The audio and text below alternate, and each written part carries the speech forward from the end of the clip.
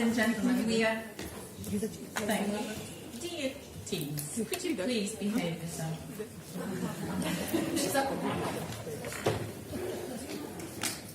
We are here to promote an idea of debating in the classroom, and lots of people ask us how to do it, and at the beginning we will show you what the debate is about, and then our beloved teachers from all over Poland will have a show debate with all the mistakes and all the things that trouble our students, but we would like to show it in a natural way.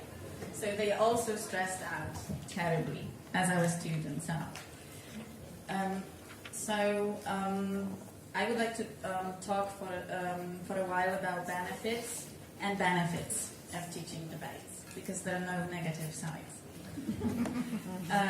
What is an Oxford debate? Just briefly, so that you will know what is going on in here and how to do it. If time permits, we will show you some exercises, how to introduce debates into the classroom.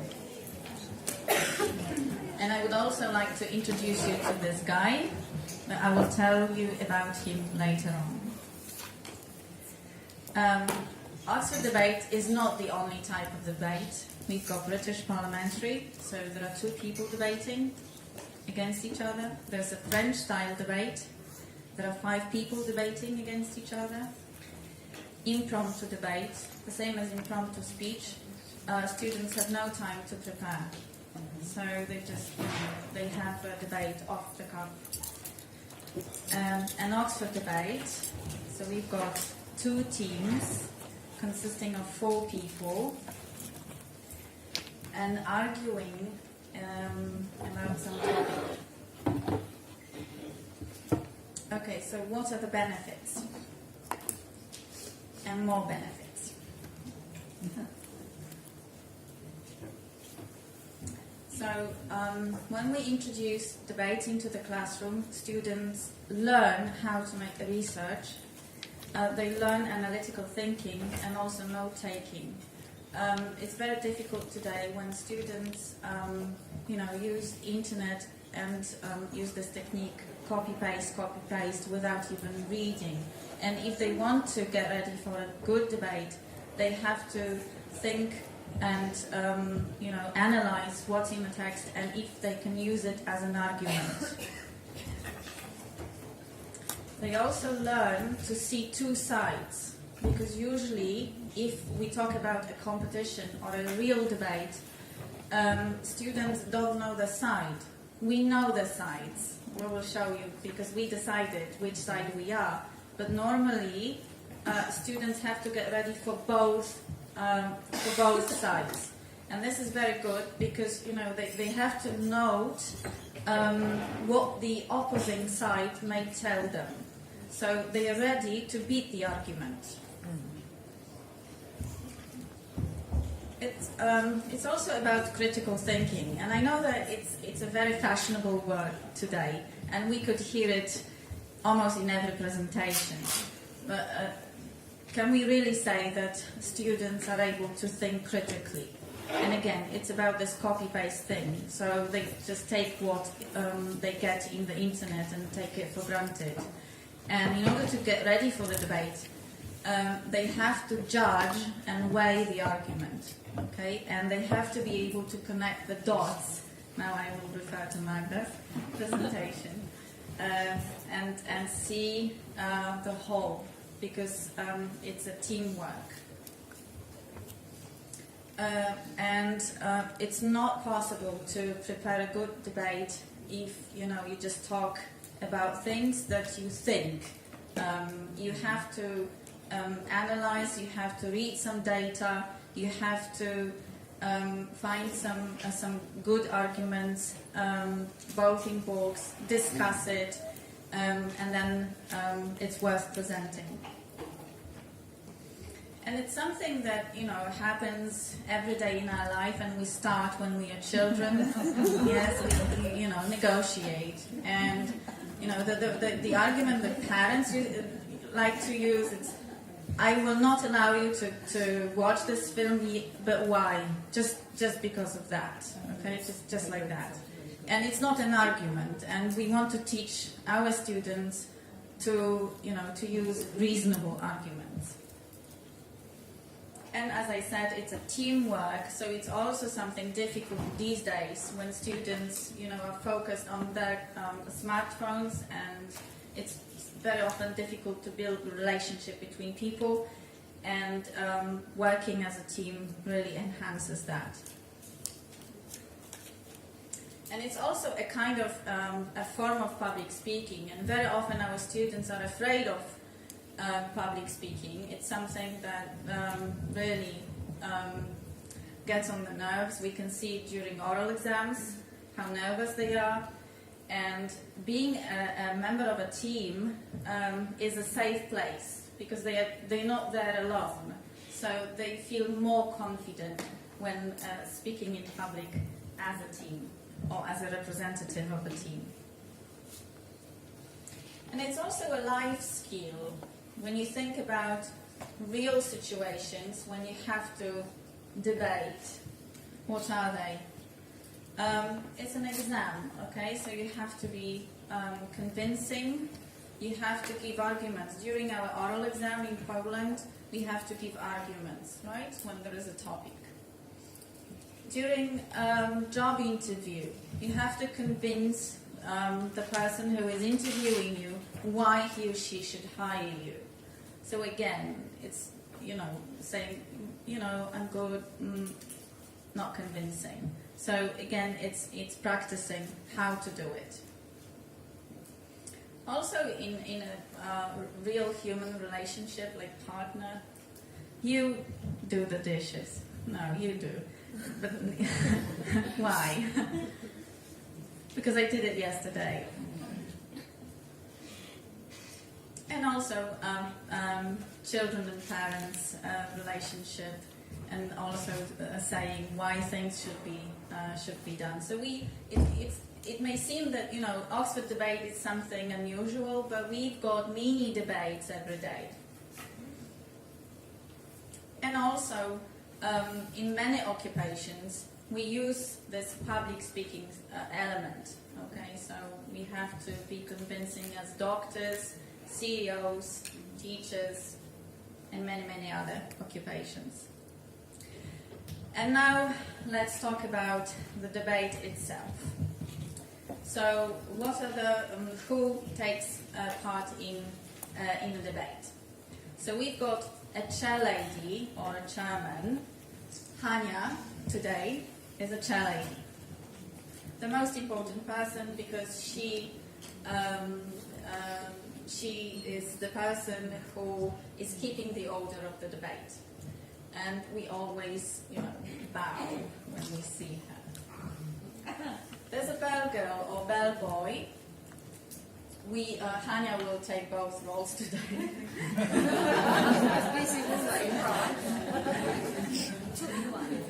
Two in one. We've got jury. So let's say that you are the jury today. And we've got speakers on both sides. So usually it looks like this. So here is the proposition. They are the proposition. So Eva, Marcin, Alicja, Ania, they are the proposition. So they are in favor of the topic you will get to know in a moment. Or maybe you do know it. Here is the opposition. So they will disagree with them. Here is the chair lady and a bell girl. Here is the jury, and here is the audience. So usually the layout is like this. And now, each speaker has got a specific role. It's not that, everyone says what he or she thinks. Everyone needs to fulfill the role. So the first speaker defines the thesis. So if there is a topic, we see what we can take out of this topic. Usually some concepts. Yeah? Like, for example, with Martin, we like to debate with our students, our favorite topic for the debate is it's better to be beautiful rather than intelligent. Okay? We love it. We love it. So now we would have to define, what can we define in this topic? Beauty, intelligence. Okay. Pardon? Better. Better. Yeah. What it means to be better. Guess who always wins? Beauty. Better arguments. Maybe not this time. No, not this time. Anne can start introducing arguments, but basically the role of the first speaker is to define the territory. Okay, so if they define it, the opposing team cannot define it in their own way. They need to somehow fit into their definitions. Okay, they can extend the territory, but they cannot just deny it. The second speaker on both sides are the supporters of the leader. So these are the people who introduce arguments. Okay, very important role. But remember that this is not the responsibility of just this one person. It's a teamwork. So the whole team thinks about arguments.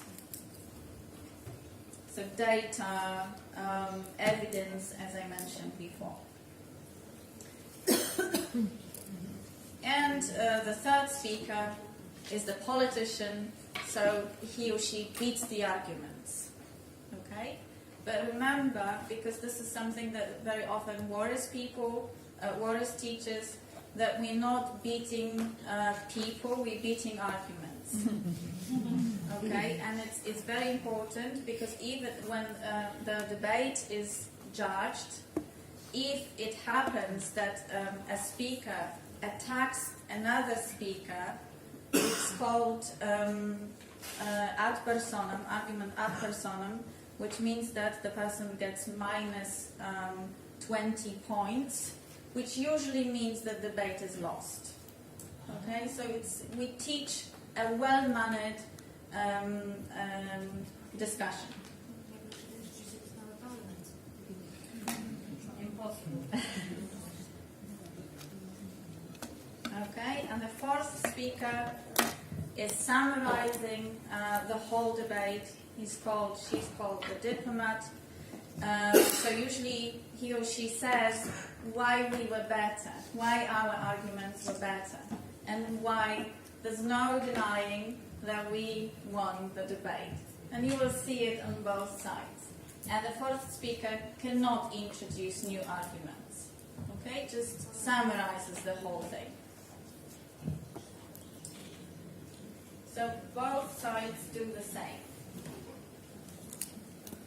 Okay, so this is what it looks like in a real classroom situation. And very often teachers say that it's too difficult, but at the end of our debate we will have Anya and Martin saying a few words how they introduce debating and how it works in their classes. And I would like to invite you to this. I told you that I will tell you a few words about this guy, because in Bydgoszcz we set up a competition which is called Muszkieterowie Słowa, or Musketeers Words. These are debates in English, and this year will be a big year. We'll tell you later, because we managed to get a grant, and there will be teams from Slovenia, from Germany, and from Italy coming to Bydgoszcz. So that would be fantastic if you could come with your teams. And I would like to tell you just one word how it started, because some of you She was here several times on IATEFL Conference, and she was the one who actually was the first to tell us about Oxford debates, about debating. And I was participating in her talk twice, and only after the second talk, I had this thought: why shouldn't we start? Why shouldn't we do the same? Okay, and she was so generous, and she is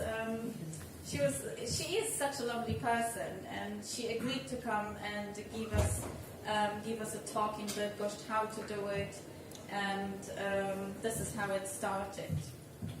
And we are kindly sponsored by two institutions, Lang and Oxford, which really helps to organize it. Okay, have I mentioned benefits? Yes. Okay, talking about how it works later on. Okay, so let's now practice. Yes. So now we will show you a real debate. Burger. Okay,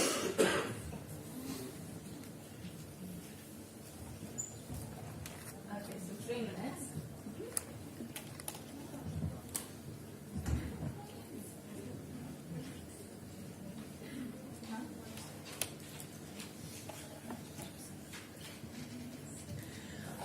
Ladies and gentlemen, the topic of our debate today is: this House believes that teachers should not smile until Christmas.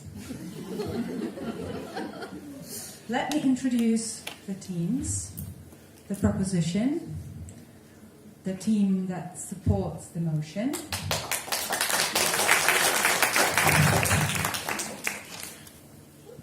The first speaker of the proposition, Anna Orłowska. The second speaker of the proposition, Alicja Gałązka.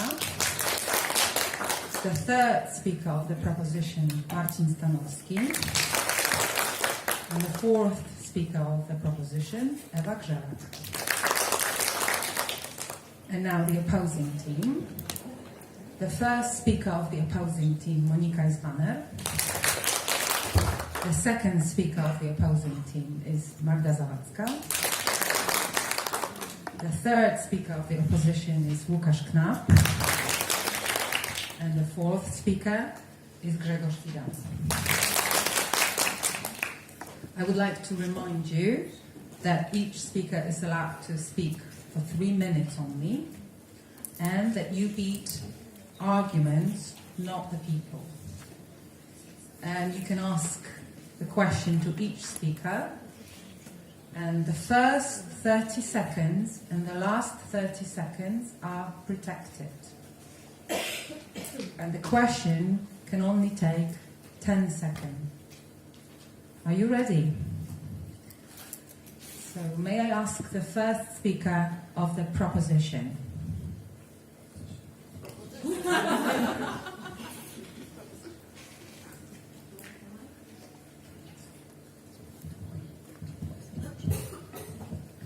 Honourable Chair Lady, distinguished opposition, and our delightful audience.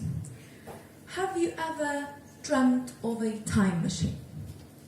I bet you have, of one that would take you out of the drudgery, of the pitiful money we earn as teachers, of the environment with no respect, with little discipline, one that brought that profession down. I certainly would make use of one, and I would take myself, together with my colleagues, to the glorious times of the Victorian era, with the teacher-centered classroom, based on 4 pillars that we so badly lack today: discipline, respect, and first and foremost, education. I bet what... Question. You mentioned 4 pillars and you spoke about 3. What's the 4th one? The 4th one is going to be revealed later on. These are the three musketeers of education and the teaching profession that we so badly need today. Now I want you to think of the broadest smile in Polish education. Got that? There is this lady, kind of big deal, kind of in charge. Look where all the smiles have led us. We don't want smiles that stick. We want education that stick. We don't want to be edutainers. We want to be educators. Don't be the cool teacher. Don't be the nice teacher. Be the professional teacher. This house firmly believes that teachers should not smile until Christmas. Let us define the basic terms of our line of argumentation. First of all, teaching is all about knowledge, is all about education, and this is the way we see, our heart sees the role of a teacher. Second thing, a smile. What's a smile? Isn't it just something that you might use just to cover up for lack of things that you might suffer from, such as knowledge, resources? I think that smile should be understood. This house believes so. That smile is any way of bridging the gap of the healthy distance, the safe distance. Let me finish. Can we finish the sentence? Okay, thank you then.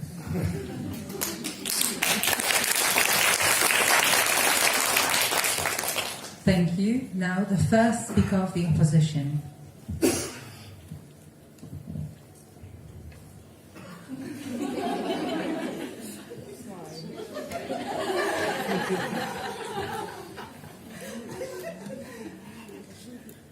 Ladies and gentlemen,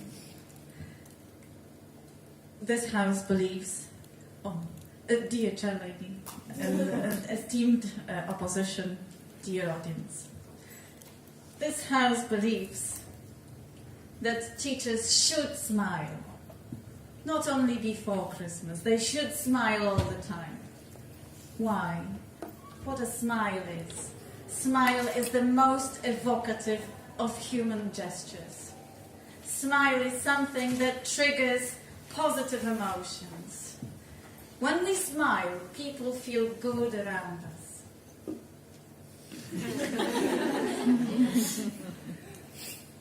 Why should we deprive ourselves of such a powerful tool?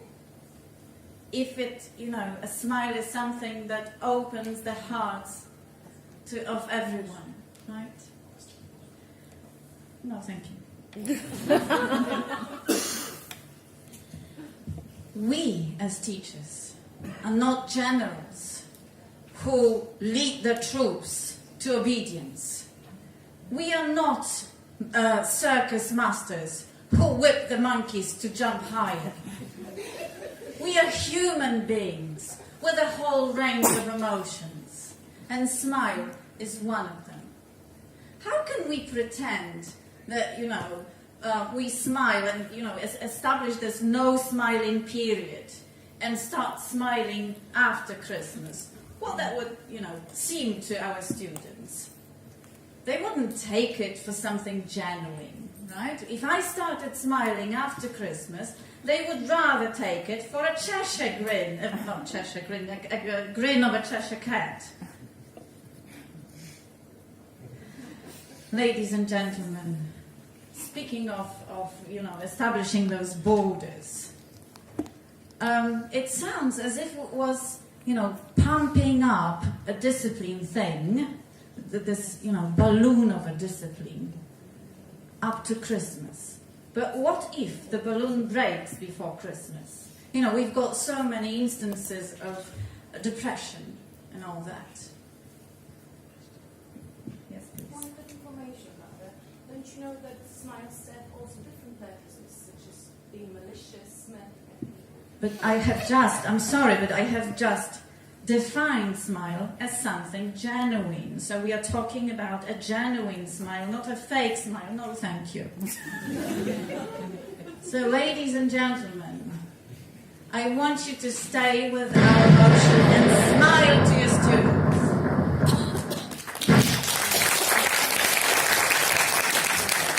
Thank you. Now the second speaker of the proposition, please. Dear chair lady, beloved opponents who couldn't be mistaken more. First of all, I would like to remind you of the research done by Gordon in 1992 about emotional culture. You should know, my dear, that emotional intelligence and emotional culture doesn't mean that you express only the positive emotions. It means that you have to be able to control and to manage emotions. And sometimes smiling is a sign that you can't manage your emotions. And lack of competence can be easily covered by smiling. The next thing is that we have different kinds of smiles.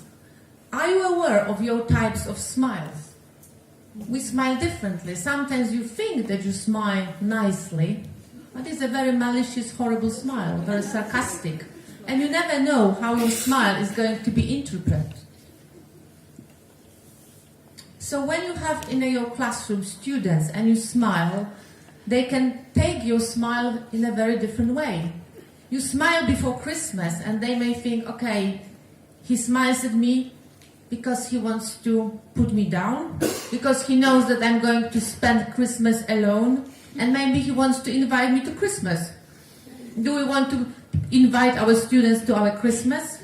Rather not. Another thing is that the time before Christmas is Advent. And in Advent, we don't smile. We pray. We reflect on our sins. Not smile.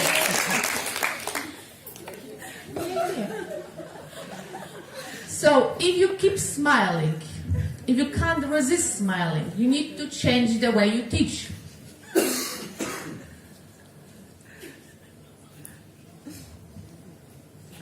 It's time for everything. It's time to smile, it's time to learn. So if you want to smile, you need to wait for the proper time.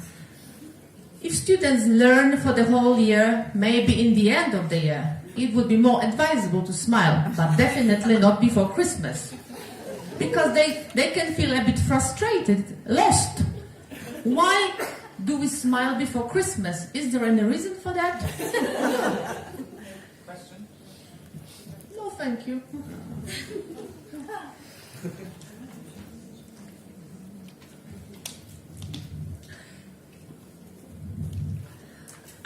And also, why we work in public school. Why do we smile in public schools? Are we really so happy to smile? Do you earn enough money to smile? Thank you.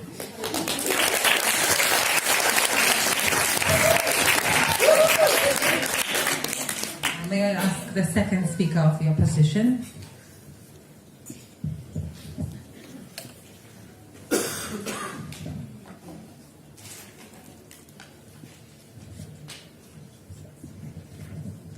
Dear Marshall, dear opponents, and dear beloved smiling audience. I don't think anyone can doubt that smile is a uniquely human thing. I would propose that asking teachers not to smile before Christmas, or at any other time of the year for that matter, is asking them to deny their humanity, and this is something even our opponents wouldn't want. If this argument doesn't convince you, I'd like to encourage you to look at what science tells us about smiling. First of all, mirror neurons, right? They tell us that... No, thank you. Point of information. No. Well, and although some scientists might dispute the significance of mirror neurons, we know that basically when you smile at people, they smile back, no matter what science and specialists say about it, even if there's no scientific proof. Yes? I would like to ask about psychopaths. Because usually, there was research done on psychopaths that, the neurons don't work and they smile when they see somebody suffering. Is it what you really wanted to do? No, thank you. Oh, that was such a... I think I have an answer. I think it's a brilliant question. Well, if we don't practice smiling in everyday life, if we don't look at people who smile back at us, how can we spot a psychopath?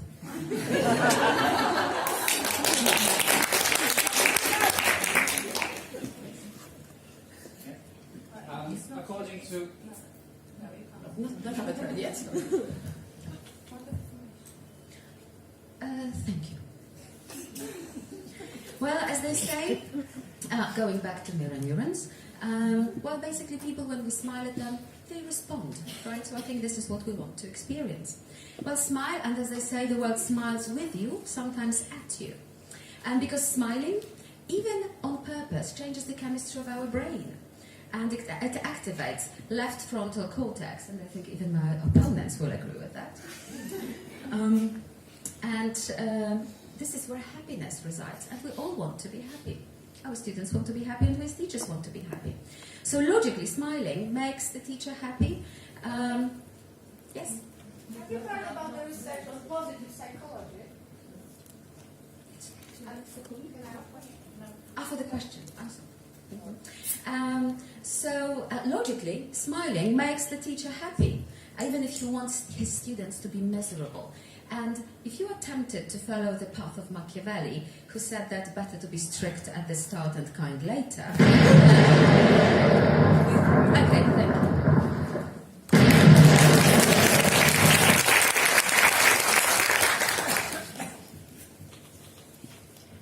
Now, the third speaker of the proposition.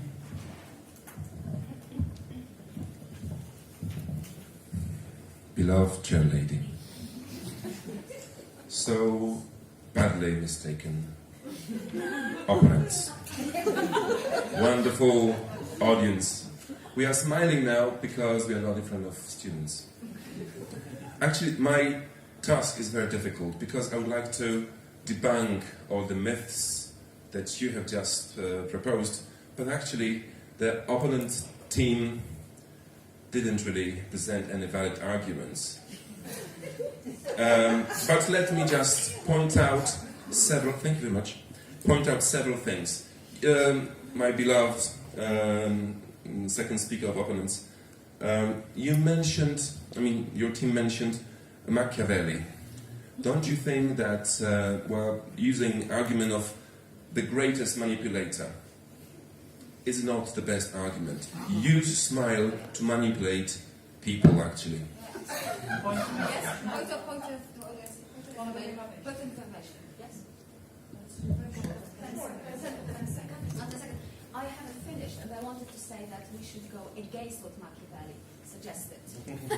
I'm so sorry that you haven't said it.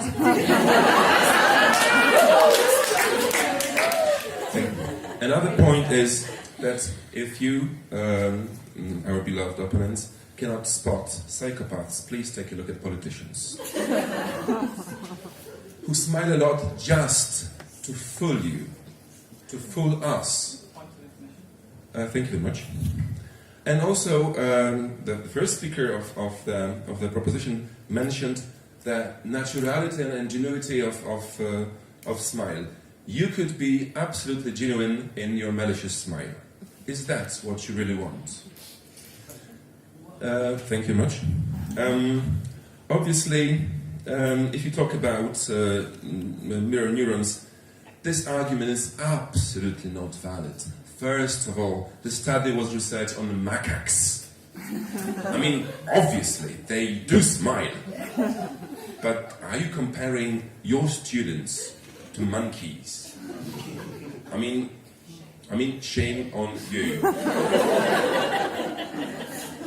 Another thing, there was something about borders here. There's nothing more genuine as borders in social life. We naturally create borders. This is, I mean, we cannot expect professionalism without creating borders. And smiling is such a powerful tool, as you said. But why should you waste it so early? You smile when they deserve. Look at psychologists, look at pedagogues. They don't just kind of sport smiles all the time.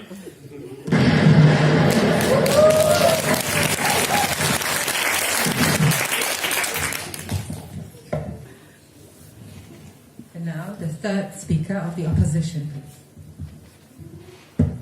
Dear Chair Lady, our esteemed smile-deprived opponents, and our lovely audience. I will start with something I think is the most important. You said that, why smile? Why should we smile before Christmas? Is there any reason to smile before Christmas? Yes, I will quote here a very well-known professor, Alicja Gałązka, who said that teaching is a vocation. Why would you not smile if you're following your vocation? My God. Also, if we don't have a... Yes? Talking about vocation, I mean, priests don't smile too much. I will refer to that in a minute, okay? Another reason to smile, maybe we are underpaid as teachers, as the opposition said, but do you really think that everybody will look at us, the society will look at us and think, what a sad bunch, let's pay them more? No, they'll think, what a sad bunch, they deserve to be paid so little. Why should we pay them? They don't, and you know, okay, fine, maybe we don't earn enough, but smile doesn't cost a thing. Yes? If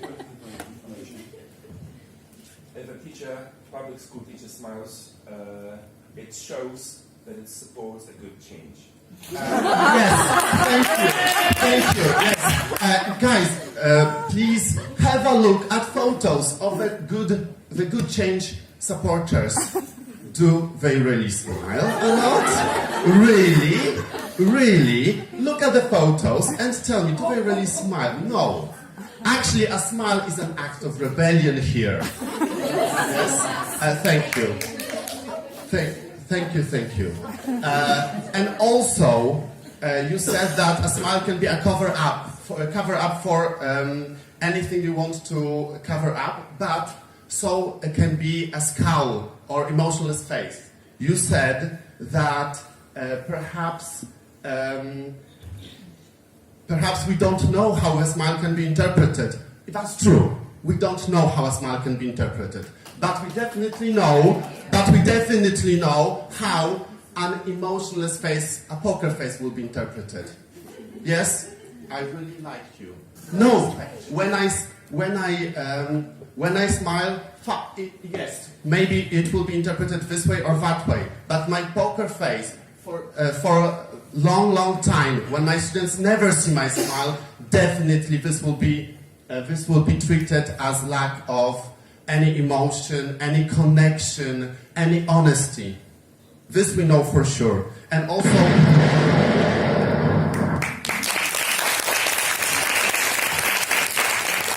Now the fourth speaker of the opposition.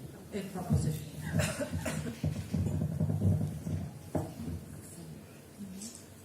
Honourable Chair Lady, dear entertained, monkey-loving opponents, delightful, entertained audience. This House firmly believes that smiles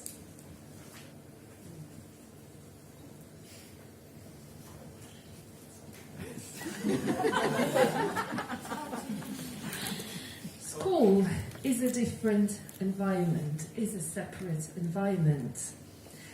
It's an institution. Emotional institution is not. It's an educational institution. We believe that what is brought by smile is miscomprehension and can lead to disappointment. We firmly believe that school is a place for 0-1 situations,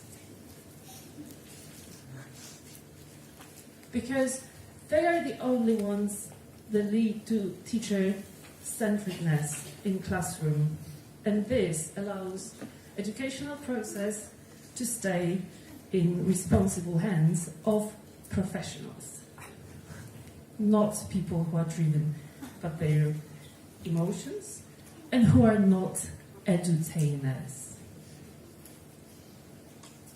This house firmly believes that the place to spoil a child is home. You hear? And we also believe that teachers are paid for educating our children, your children, and not for making funny faces. Is there any scientific evidence pointing that professionalism and smiling are mutually exclusive? If you could quote that. Unfortunately, I do not have any sources about macaques at the moment, but I will be happy to provide you with necessary sources after the debate. Well, I can only smile.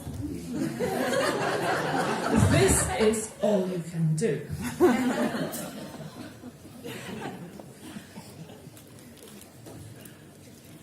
Our house also believes that teaching is a prestigious profession, and this has been slowly changing, and we don't support direction to which it all is following.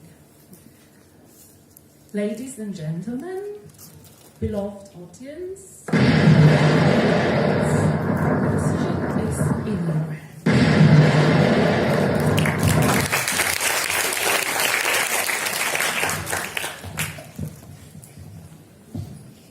Now the fourth speaker of the opposition, please. Thank you, most charming chair lady. Our beloved and superb, though not having so many arguments, opposition, and fabulous audience. We have just listened to a discussion. Maybe I wouldn't call it discussion because we have heard lots of insults on one hand and plenty of logical and full of scientific evidence on the other side.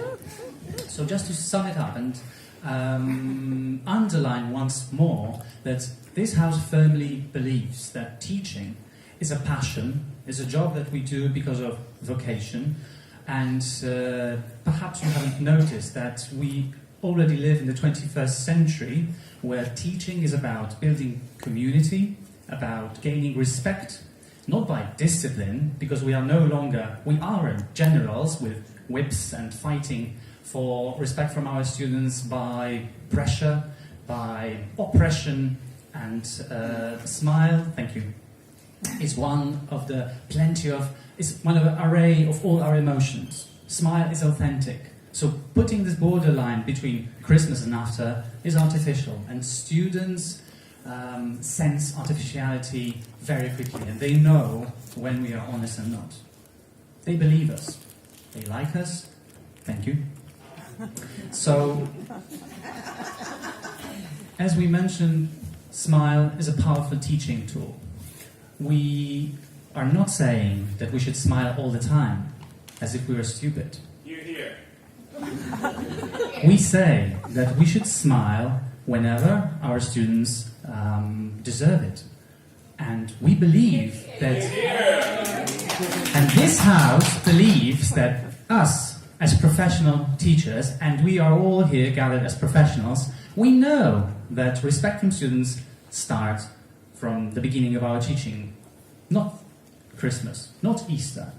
And referring to the time of Lent before Christmas, God loves smiling.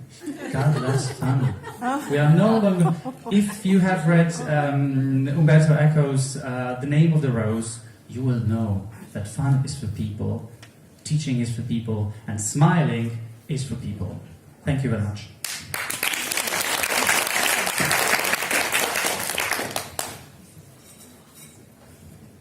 Now, a very difficult task for you, because you were an audience, but at the same time a jury. And it's difficult because you probably came here with some preconceived theory about whether teachers should smile or not, and when you judge, you don't take it for granted.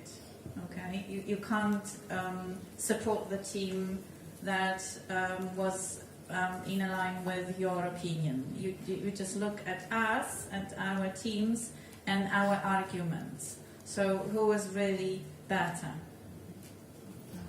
Which goes without saying.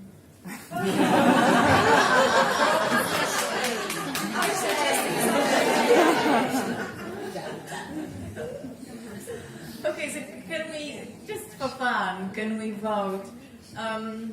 Who would be in favor? Just raise your hand. Yeah, who would?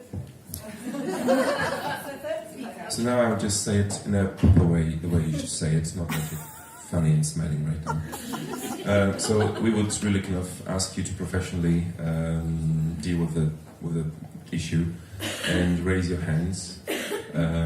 First, if you support the proposition team. So who supports?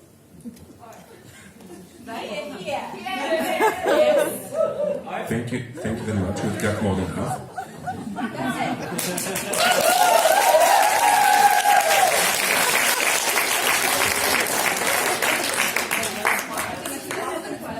Just to make sure, please raise your hand. Who is in favor of opposition?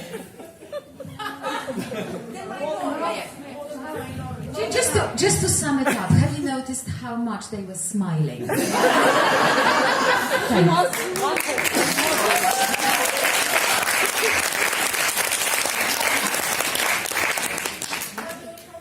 was the tool of manipulation, so we had to smile.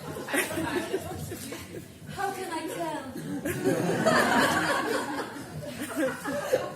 Okay, now we would like to provoke a little bit of discussion and what you notice, because we made mistakes as well.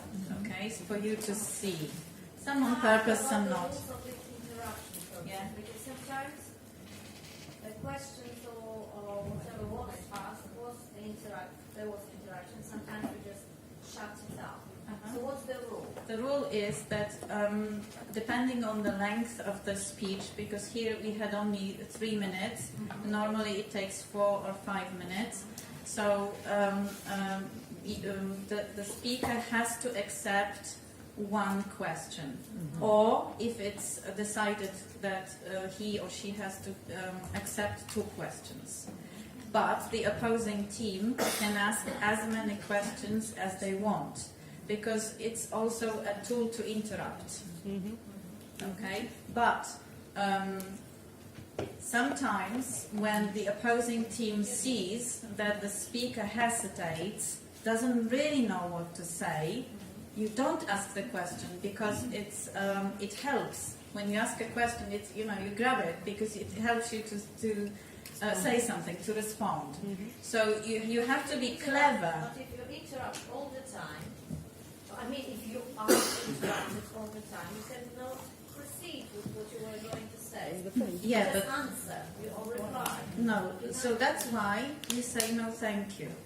For how many times can you say? No, but normally we were trying to show off and we were trying to ask those questions. But in a real debate, there's no time, because we concentrate. Did you see what we did during other speeches? What we did? We were taking notes and we were helping the next speaker. Is it allowed to help each other?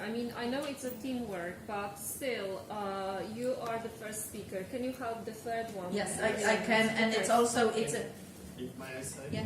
Because in fact I did receive a lot of help. All right. So while we were listening, all of these guys, they gave me notes. Right. So while I was speaking, I was using all our notes. So it was easier for you to use the argument. Yeah, exactly. And it's also graded. When juries got the whole points to grade, to take into consideration, teamwork is one of them. All right. Okay. But then you Pardon? I can send it to you because we've got the whole table. Yes, please. You have to say question. Yeah, that's also a good thing because there are two things. Could you please repeat questions because we can't hear the questions? Yeah, just a sec. There are two types of interruption. Question, and then somebody who wants to ask a question, it has to be a question, because if it's not a question, there is a minus point. The second is a point of information. So, for example, like I think Martin said something about statistical data, okay, that the authorities say this, that. Okay, so he doesn't ask, he didn't ask a question, but just wanted to show that we made a mistake. Okay? Is there a question? Is there a limit to points of information? Two. And then We decided that, within 3 minutes we can only ask each other one question. So, Or point of information, one of either this or that. but per speaker or per the whole team? I know One speaker. Point of information. I've noticed during the debate that some people waited to be asked the question, that they raised their hand, and if the chair lady allowed it, they asked the question. Some people just shouted the question. Thank you for pointing it out. One is allowed. The correct one is, yes. So let's. I am talking, Anya. And now I need to see that she wants to do it. I nod that I accept. I don't say anything. I just nod, and then Anya stands up. No. And then Anya looks at the chair lady, and the chair lady either allows or not, because the chair lady sees the time. Okay, so protected, because some of them wanted to ask, Alicia, I think, wanted to ask a question within the protected time. Because So it's not the speaker who allows the question. in a way, he or she does. Yes. And then, but she. So I nod, yes, I want it, or I said no, thank you. If I say no, thank you, the But chair she has lady. the final say. Yeah. what is protected time? 30 first 30 seconds and the last 30 seconds.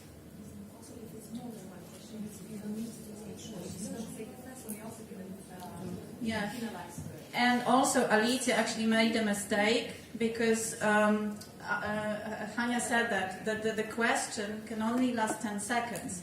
Otherwise, it's you take over somebody's speech. Yeah. And there was one big mistake here. No, we can take. It was made on purpose. Eva attacked us. Monkey. What did you say? Monkey lovers or something. Yeah, that was ad person. How come it's an insult? Monkey lovers. I love No. monkeys. The debate is over. You won. Yeah, just like within walking distance to the zoo. It's in the distance that some people didn't. Yeah, but seriously, we wanted to show it that it's not allowed, okay, to attack people, okay, because it's a well-mannered debate, and this is what we teach.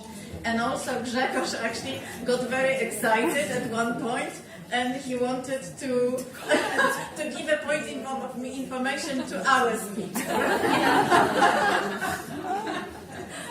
Yes, please. I've got a question. What do you know about the audience? I mean, the spontaneous reactions we have here, are they allowed, like clapping? In the Yeah, middle? sure. And I love French debate. Debbie would probably say something about it. French audience is very excited, and this here thing is actually from a French debate. How about, because it's also customary in the British Parliament, Yeah. there those reactions like, it's also part of this. Emotions, smile. You lost.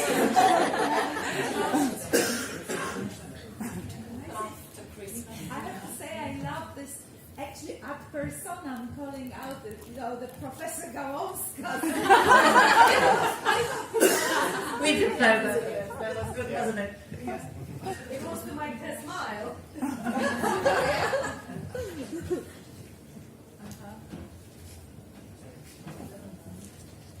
So just to celebrate our glorious victory, To shame!